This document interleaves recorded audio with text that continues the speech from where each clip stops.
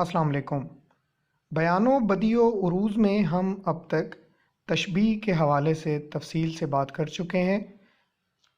इल्म बलागत, इल्म बयान और तशबीह के हवाले से हमारे लेक्चर का लिंक आप इस वीडियो के नीचे मुलाहिज़ा कर सकते हैं।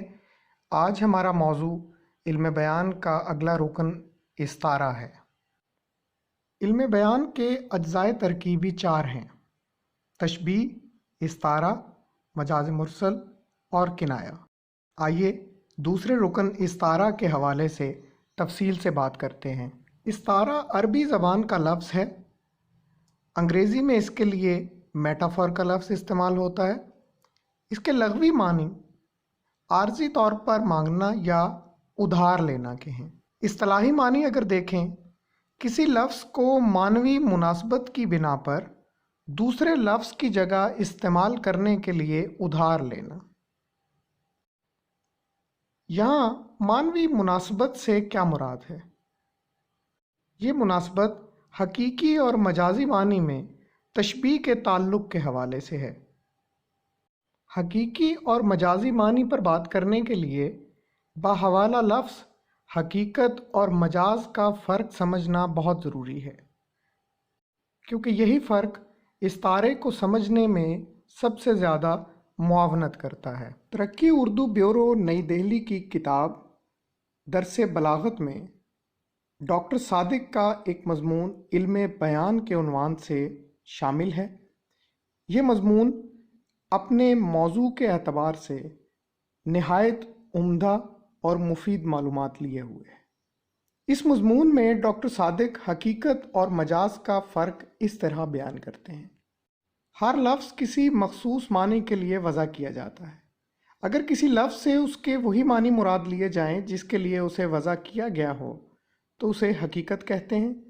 लेकिन अगर उससे हकीकी मानी के बजाय ऐसे मानी मुराद लिए जाएं जो लफ्ज़ को लाजिम तो हों, लेकिन इल्तिज़ाम ये रखा जाए कि उस जगह वो लाजिम मानी मुराद नहीं, तो उस लफ्ज़ को मजाज कहते हैं। इस बात की मज़ीद वजाहत के लिए उन्होंने मिर्ज़ा सज्जाद बेग दहलवी की किताब तस्हीलुल बलागत में से एक मिसाल कोट की है। मसलन लफ्ज़ गुलदस्ता को जहन में रखिए। अब एक शख्स के दाएं हाथ में फूलों की डालियां एक डोरे से बंधी थीं। ये गुलदस्ता था। बाएं हाथ में एक मुख्तसर सी किताब थी जिसमें असातिज़ा के मुंतखब अशार जमा थे। उस किताब का नाम गुलदस्ता था। इस तरह उस शख्स के एक हाथ में हकीकत और दूसरे हाथ में मजाज था, क्योंकि फूलों की डालियों के मजमूए पर गुलदस्ता का इत्तलाक हकीकत है और अशार के मजमूए की हैसियत से लफ्ज़ गुलदस्ता के ये मानी वज़ी हैं। इस किताब में न फूल हैं न पत्ते, लेकिन इसको गुलदस्ता इस सबब से कहा है कि अशार की रंगीनी, शगुफ्तगी और ताजगी के बायस उन्हें फूलों की रंगीनी और ताजगी से तशबीह दे सकते हैं। ये एक सूरत मजाज की है।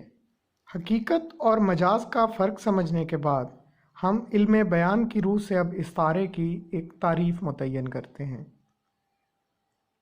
जब कोई लफ्ज़ अपने हकीकी मानी के बजाय मजाजी मानी में इस तरह इस्तेमाल हो कि उसके हकीकी और मजाजी मानी में तशबीह का ताल्लुक़ हो, तो इसे इस्तारा कहेंगे। मसलन एक नसरी मिसाल देखिए, मेरे चांद तुम आज सारा दिन कहाँ रहे। अब एक मिर्ज़ा गालिब का शेर भी देखिए, क्यों कर उस बुत से रखूं जान अजीज़, क्या नहीं है मुझे ईमान अजीज़। इन दोनों मिसालों पर गौर कीजिए तो पहली मिसाल में चांद इस्तारा है, क्योंकि यहाँ ये अपने हकीकी मानी में नहीं बल्कि मजाजी मानी यानी बेटा के लिए इस्तेमाल हुआ है, और इसके हकीकी और मजाजी मानी में तशबीह का ताल्लुक़ है यानी खूबसूरती का।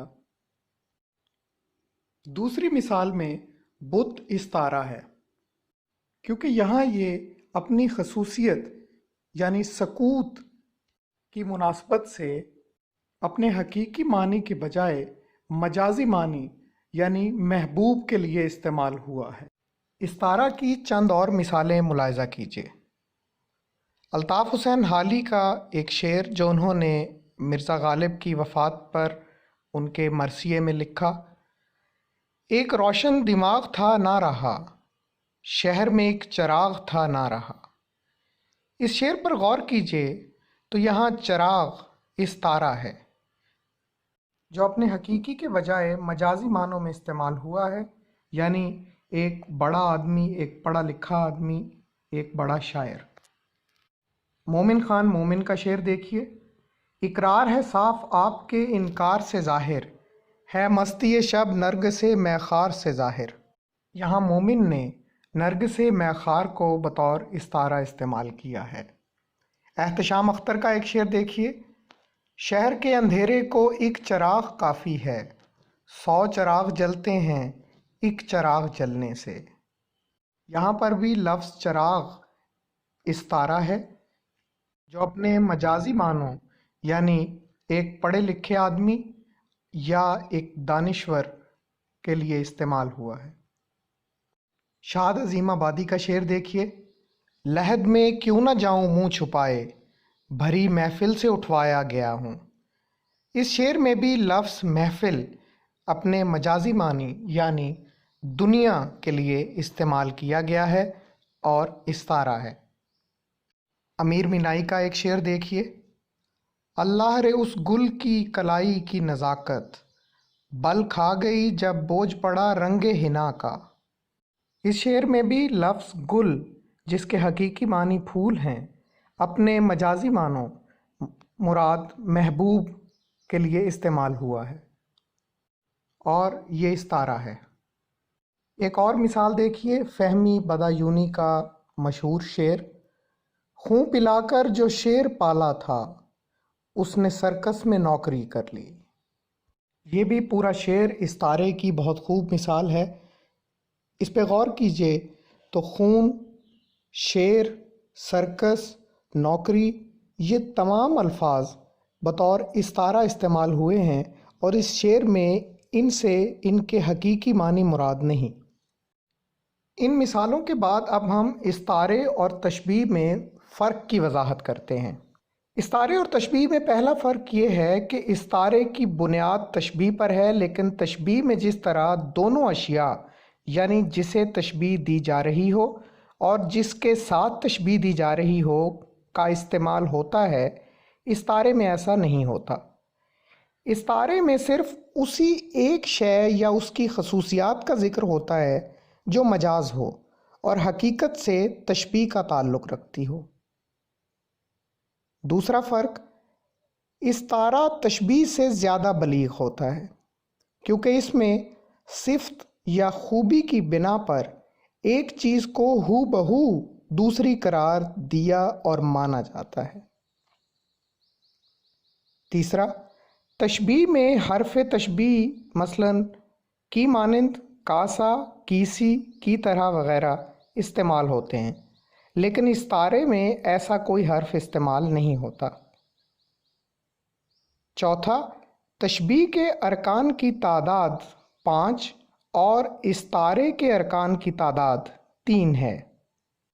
اب ہم استعارے کے ارکان کی بات کریں گے اور اس کے لیے ہم 2 مثالیں لے لیتے ہیں۔ ایک نثری مثال، میرے چاند تم آج سارا دن کہاں رہے، اور دوسری حالی کے شعر کی مثال لے لیتے ہیں۔ شعری مثال کے طور پر: ایک روشن دماغ تھا نہ رہا، شہر میں ایک چراغ تھا نہ رہا۔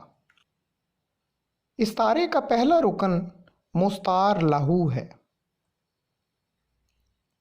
جس چیز یا شخص کے لیے کوئی خصوصیت یا لفظ مستعار لیا گیا ہو اسے مستعار لہو کہیں گے۔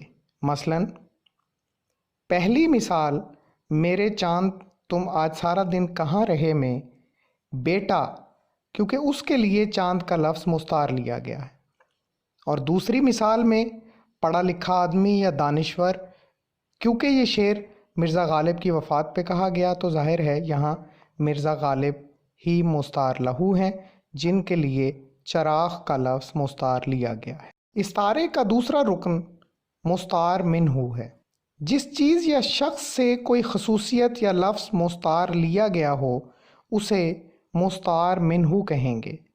मसलन पहली मिसाल में चांद और दूसरी मिसाल में चराग। इस तारे का तीसरा रुकन वजह जामे है। वो कदर मुश्तरक जो मुस्तार लहू और मुस्तार मिन्हू में हो उसे वजह जामे कहते हैं। मसलन पहली मिसाल में चांद और बेटे में वजह जामे खूबसूरती है और दूसरी मिसाल में रोशनी या तारीकी मिटाने की खूबी जो एक चराग में और एक पढ़े लिखे आदमी में मुश्तरक होती है। हम इस तारे के हवाले से एक बहुत उम्दा मज़मून पढ़ने की आपको तरगीब दिलाएंगे।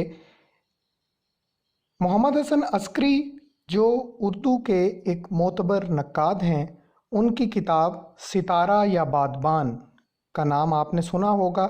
इस किताब में दूसरा मज़मून इस तारे का खौफ के उन्वान से शामिल है। इस मज़मून में मोहम्मद हसन अस्करी इस तारे के हवाले से बहुत उम्दा और आलिमाना नोयत की बातें पेश करते हैं। इस तारे की बहस को इल्मी हवाले से समझने के लिए उर्दू के हर तालिब इल्म को ये मज़मून ज़रूर पढ़ना चाहिए। हम अस्करी साहब के इस मज़मून में से चंद निकात आपके सामने रखते हैं। वो लिखते हैं, बच्चा अपने तजुर्बात का इजहार सबसे पहले जिस्मानी हरकतों के ज़रिए करता है और जब बोलना सीखता है तो उस वक्त भी उसके जज्बात अक्ली या ज़हनी नहीं होते बल्कि जबिली। चुनांचे इंसान की इज्तमाई और इनफरादी ज़िंदगी में ज़बान को सबसे पहले जिन तजर्बात से सुलटना पड़ता है वो कौमों के उरूजो ज़वाल के फ़लसफ़े नहीं होते बल्कि जिस्मानी हकीकतें और जबिलतों की आवेज़िश। मौर्रिख़ मुस्लिह कौम फ़लसफ़ी बनने के बाद और फ़लसफ़ियाना से फ़लसफ़ियाना बात करते हुए भी आदमी उन्हीं जबिली क़ुव्वतों से कशमकश में गिरफ़्तार रहता है, चाहे उसे शऊरी तौर पर यह बात मालूम हो या ना हो। अपने जहन के ज़रिए आदमी जबिलतों से भागना चाहता है, लेकिन जहन की कमीगाह में ख़ुद जबिलत छुपी हुई बैठी रहती है। गरज़ हम ज़बान से जो फ़िक्रा भी कहें उसमें भूला हुआ या ज़बरदस्ती भुलाया हुआ तजर्बा और पूरी उम्र का तजर्बा पोशीदा होता है। यानी हमारा एक एक फ़िक्रा इस्तारा होता है। इस्तारे से अलग असल ज़बान कोई चीज़ नहीं, क्योंकि ज़बान ख़ुद इस्तारा है। एक और बयान देखिए, इस्तारा का ख्वाब असल में गैर अक़ली तजर्बात का खौफ है। इस्तारे से इन्हराफ ज़िंदगी से इन्हराफ है। इस्तारा अपने अंदरूनी तजर्बात और ख़ारजी दुनिया को बिला झिझक कबूल करने से पैदा होता है। तीसरा नुक्ता मुलाहिज़ा कीजिए, इस्तारे से वही आदमी घबराता है जो अपने आप से चिपका पड़ा रहे और ख़ारजी कायनात के एहसास और इदराक को मुसीबत समझता हो। इस्तारे के इस्तेमाल का मतलब ही ये है कि आदमी में खुद परस्ती की कालकोठरी से निकलकर कायनात की तरफ बढ़ने की हिम्मत पैदा हुई है। इसलिए मैं तो कहूँगा कि इस्तारा सिर्फ वही इस्तेमाल करे जो सच्चा इश्क कर सकता है। अस्करी साहब ने इन तीनों निकात में अगर हम गौर करें तो इस्तारे की अहमियत और बिलखसूस इस्तारे की हमारी जबिलतों के साथ गहरी जुड़त के हवाले से रोशनी डाली है। गोया ये इंसानी जज्बात और एहसासात या अंदरूनी तजर्बात हैं जो इस्तारे की पैदाइश का मुहर्रिक बनते हैं। अगर आप गौर करें तो किसी की तारीफ़ में बोला हुआ कोई लफ्ज़ या किसी को दी हुई गाली, दोनों अपनी अपनी हैसियतों में इस्तारे होते हैं और अपने पीछे इंसानी जज्बात और नफ्सियात का एक पूरा जाल रखते हैं। इस्तारे के इस्तेमाल का खौफ भी उसी जाल से ही पैदा होते हैं। इस लेक्चर में हमने इल्मे बयान के दूसरे जुज़्व तरकीबी استارہ کے حوالے سے تفصیل سے بات کی۔ اس موضوع پر آپ کے ذہن میں کوئی بھی سوال ہو تو اس ویڈیو کے نیچے کومنٹ میں لکھ سکتے ہیں یا پھر یہاں درج ہمارے ای میل ایڈریس پر بھی ہمیں لکھ سکتے ہیں۔ Thanks for watching. اللہ حافظ۔